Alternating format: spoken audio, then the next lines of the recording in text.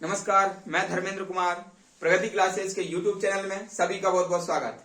चर्चा करेंगे प्रगति परीक्षा सफलता सरलता से पटवारी टेस्ट सीरीज क्रमांक 5। ठीक है, काफी महत्वपूर्ण प्रश्न लिए गए हैं इसमें, तो देख लेते हैं। सभी प्रश्न का टोटल ऑपरेशन करेंगे। तो पहला प्रश्न है, किसे भारत का राष्ट्रपति बनने से पहले भारत रत्न मिल चुका है। ठीक है, तो मैं आपको बता दूं, दो ऐसे व्यक्ति थे। एक थे डॉक्टर राधाकृष्ण सर्वपल्ली, डॉक्टर राधाकृष्ण सर्वपल्ली।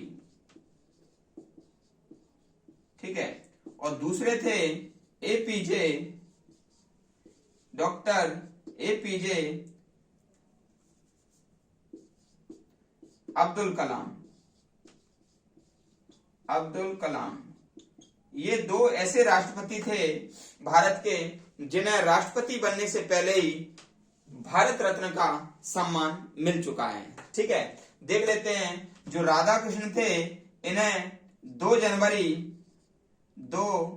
जनवरी 1954 में भारत रत्न मिला था, और जबकि ये 1962 में राष्ट्रपति बने थे। ऐसे ही ये जो एपीजे अब्दुल कलाम हैं, ये 2002 से 2007 तक भारत के राष्ट्रपति रहे, लेकिन इनको 1997 में ही क्या मिल गया था? भारत रत्न मिला था। तो ये दोनों पर्सनालिटी आप याद रख लेना। राष्ट्रपति बनने से पहले इनको भारत रत्न मिला था। इसके अलावा मैं कुछ जानकारी दे देता हूं कि जो राधाकृष्ण सर्वपल्ली हैं, ये भारत रत्न पाने वाले पहले व्यक्ति हैं, और इनके साथ में सी राजगोपालाचारी और सीवी रमन को भी भारत रत्न मिला था। ठीक है, 2 जनवरी 1954 में। और भारत के दूसरे राष्ट्रपति राधाकृष्ण सर्वपल्ली हैं। राधाकृष्ण सर्वपल्ली को दार्शनिक राजा के नाम से जाना जाता है, और इनके जो नाम के आगे सर्वपल्ली लगा है, वह इनके गांव का नाम है। और इनका गांव तमिलनाडु में तिरुचिरापल्ली नाम से इनका गांव है, और इन्होंने अपने गांव को प्रसिद्धि दिलाने के लिए अपने नाम के आगे गांव का नाम लगा लिया। ठीक है, फिर आगे बढ़ते हैं। एपीजे अब्दुल कलाम। तो एपीजे अब्दुल कलाम भी तमिलनाडु राज्य से हैं, मतलब ये दोनों एक ही राज्य से हैं, राधाकृष्ण सर्वपल्ली और एपीजे अब्दुल कलाम। इत्तेफाक की बात है, दोनों एक ही राज्य से हैं, और राज्य का नाम है तमिलनाडु, लेकिन इनका जो गांव है वो है धनुषकोडी। इनका गांव कौन सा है? धनुषकोडी गांव है। और ये मान लीजिए उन डीआरडीओ के सचिव भी रहे थे 1998 में। भारत में मिसाइल मैन ऑफ इंडिया के नाम से इनको जानते हैं, क्योंकि भारत में को परमाणु संपन्न बनाने में इनका काफी योगदान रहा है। और एपीजे अब्दुल कलाम को जनता का राष्ट्रपति भी कहा जाता है। ठीक है, तो ये दोनों चीजें आप याद रख लेना। चलते हैं दूसरे प्रश्न की ओर। तो दूसरा प्रश्न हमारा है, भारत का सर्वोच्च सम्मान कौन सा है? तो भाई, भारत का सर्वोच्च सम्मान है भारत रत्न। और भारत रत्न की शुरुआत हुई थी 2 जनवरी 1954 को। ठीक, 2 जनवरी 1954 को। और भारत रत्न जो है ना, कितने क्षेत्रों में देते हैं ये मैं बता देता हूं। ठीक है, कला के क्षेत्र में देते हैं इसको, विज्ञान के क्षेत्र में देते हैं, ठीक है, साहित्य के क्षेत्र में भी दिया जाता है, ठीक है, सार्वजनिक सेवा के क्षेत्र में देते हैं, और खेल के क्षेत्र में भी दिया जाता है। पहले खेल के क्षेत्र में नहीं देते थे, लेकिन जब सचिन तेंदुलकर को उनकी उपलब्धि के लिए भारत रत्न देना पड़ा, तो 2011 में भारतीय संविधान में संशोधन किया। भारत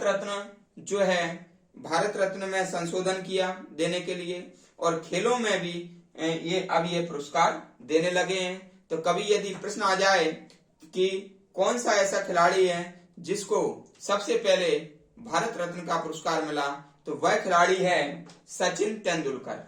ठीक है, सचिन तेंदुलकर को भारत रत्न दिया गया, पहले खिलाड़ी हैं सचिन तेंदुलकर।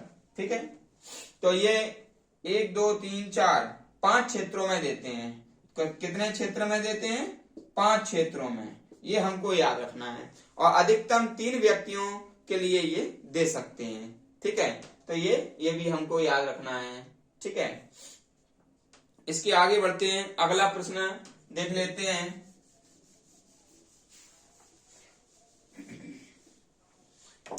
भारत रत्न पाने वाले एकमात्र पाकिस्तानी। ठीक है, तो भारत रत्न पाने वाले एकमात्र पाकिस्तानी हैं खान अब्दुल गफ्फार खान। खान अब्दुल गफ्फार खान। और अब्दुल गफ्फार खान को सीमांत गांधी भी कहते हैं। सीमांत गांधी या फ्रंटियर गांधी, फ्रंटियर गांधी भी कहा जाता है। इन्होंने लाल कुर्ती आंदोलन चलाया था।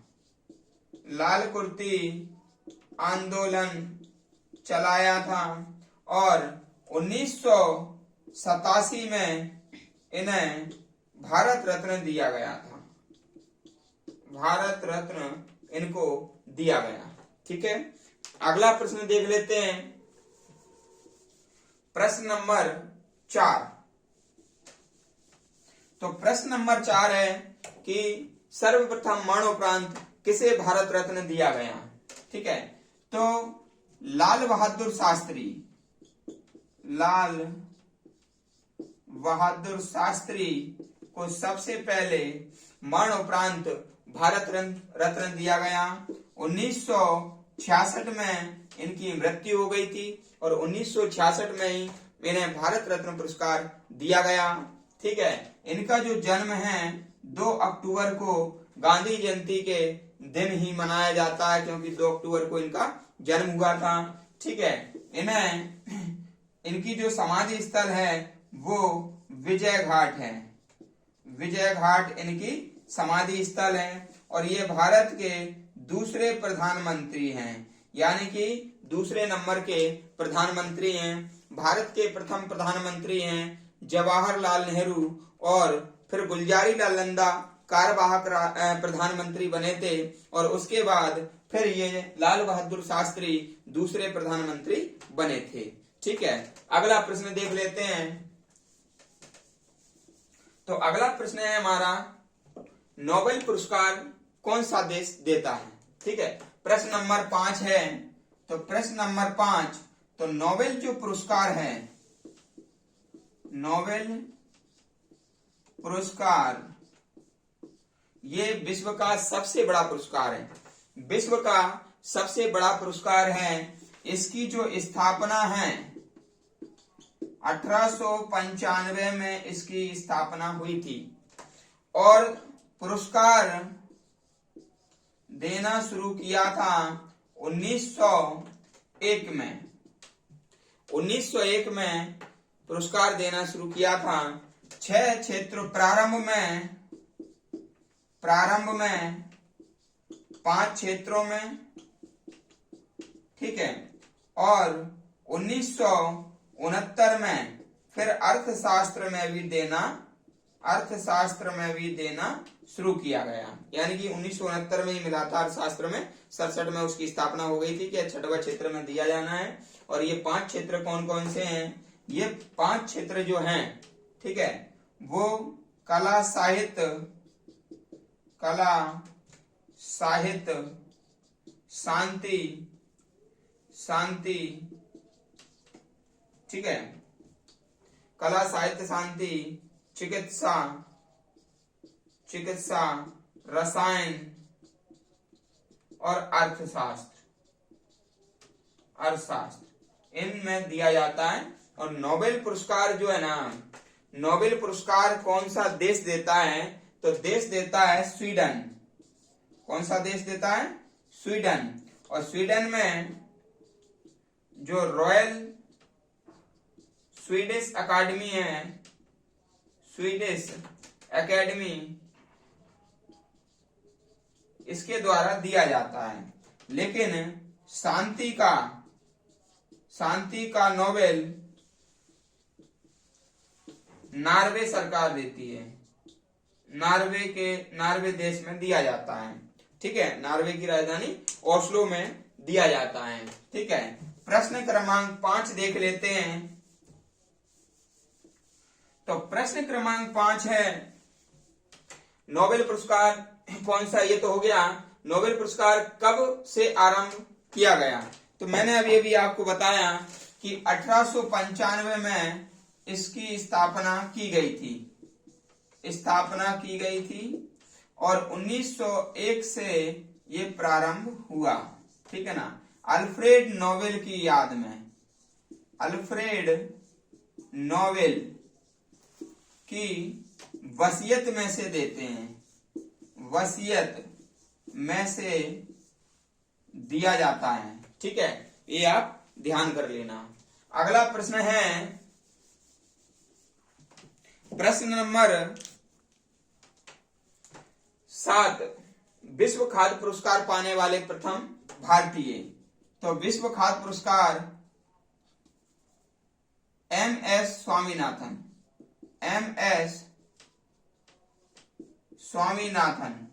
को सबसे पहले क्या मिला था? विश्व खाद्य पुरस्कार मिला था। और एमएस स्वामीनाथन भारत में हरित क्रांति के जनक हैं, हरित क्रांति के जनक कहे जाते हैं। तो ये हमको याद रखना है। प्रश्न नंबर 8 देख लेते हैं। तो प्रश्न नंबर 8 है, अध्यापकों को किस दिन राष्ट्रीय पुरस्कार मिलता है? तो भाई जो शिक्षक दिवस है 5 सितंबर को शिक्षक दिवस मनाते हैं और शिक्षक दिवस मनाया जाता है राधा कृष्ण सर्वपल्ली के जन्म दिवस पर। इसी दिन अध्यापकों को पुरस्कार दिया जाता है, याद कर लेना। अगला प्रश्न है प्रश्न नंबर 9, द्रोणाचार्य पुरस्कार कब से दिया जा रहा है? तो 1985 से द्रोणाचार्य पुरस्कार दिया जा रहा है। द्रोणाचार्य पुरस्कार दिया जा रहा है। ये खेल प्रशिक्षकों को दिया जाता है, खेल प्रशिक्षकों को दिया जाता है जिन्होंने अपना पूरा जीवन किसी व्यक्ति को खेल में प्रशिक्षित करने के लिए लगाया हो। ठीक है, और लास्ट प्रश्न है हमारा, नोबेल पुरस्कार पाने वाले प्रथम भारतीय कौन हैं? ठीक है, तो मैं आपको बता देता हूं, रविंद्रनाथ टैगोर।